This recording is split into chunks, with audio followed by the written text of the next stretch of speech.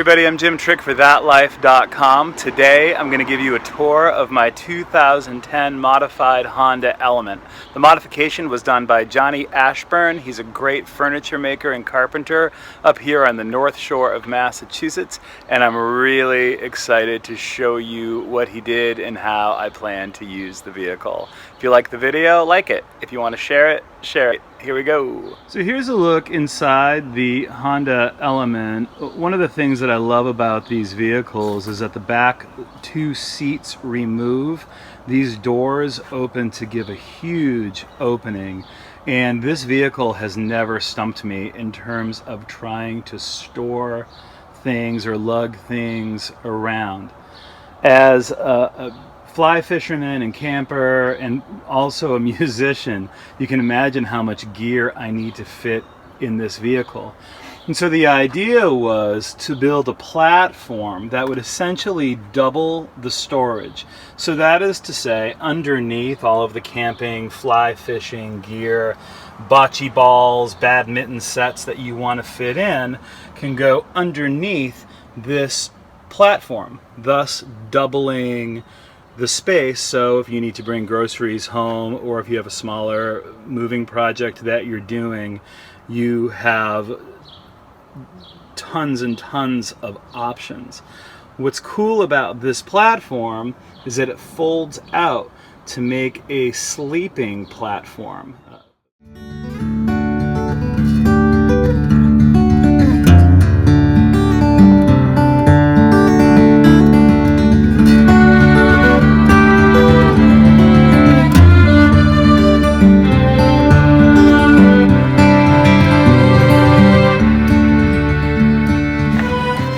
So I'm just about 6 feet tall.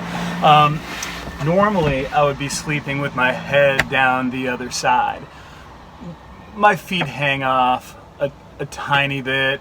I could throw an extra sleeping bag under my feet if I wanted to. But you can see how simple this is to set up. The support from the seat gives you plenty of stability for the fold down flap. And then it just so happens that on the Honda Element, the headrest makes a perfect additional support. My plan is to bungee those into place so that they stay in position. But other than that, when Johnny was building this yesterday, we both climbed on this thing. I am not a small person. Johnny's not like a big guy, but both of us were on this thing and we were marveled at how stable it is. And part of the reason it's so stable is what we use to build the substrate. So I'm going to show you in this next section how we constructed it. Well, how he constructed it. I stood around and held boards and handed him things. There may or may not have been PBR involved, but what happens at the workshop stays at the workshop. Okay, so this is what it looks like from the back. And you can see underneath I've got gear for gigs, and as I said, I'm a singer-songwriter, so this needs to hold sometimes a small PA system, a couple of guitars, and then whatever things need to go along for a gig.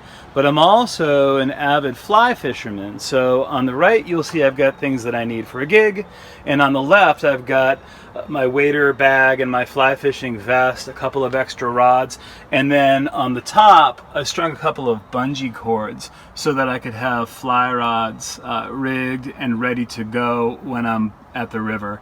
There's nothing worse than getting streamside and having to monkey around with your gear. So those are just a couple of bungee cords holding some fly rods in place that are ready to go and scare trout. Someone's got to show those trout who's boss. I let them go though. So anyhow, I wanted to show you how this is constructed, and as I said, this is my second Honda Element that I've had with a modification. The first one was built by Aaron Butt, who again is another wonderful carpenter and woodworker. We used 2x4s for that one, and from our research online, we found that a lot of people doing modifications to their Honda Elements are actually using pipe, which is what we used. So we have, these are 18-inch pipes with the corresponding couplings for the bottom, which are not attached to anything except a bungee cord to keep things from rattling around, and then the top is screwed in. There are 5 of these in total, 1 in each corner and 1 right in the middle that you can kind of see. The one in the middle is made with the intention of removing it if you need extra storage space. That is to say, if you want to put something really big underneath. Because of the plywood that we used, this will hold a really heavy load without that middle support in place. It's there because over time, I think if you're going to be sleeping on this a bit, that's going to keep the wood from warping and add a little bit more stability. When we were putting this together, I actually thought that I was going to want it out most of the time, but I've been able to get more gear than I ever anticipated in without removing it. So it's probably gonna stay in unless I need to take it out for some reason.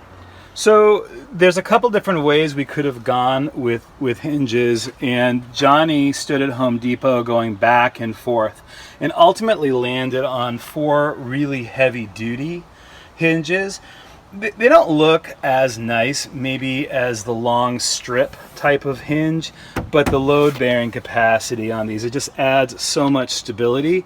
And if we're sleeping on this, there's going to be a Thermarest air mattress on top of this anyhow, so you'll never even notice that those are there.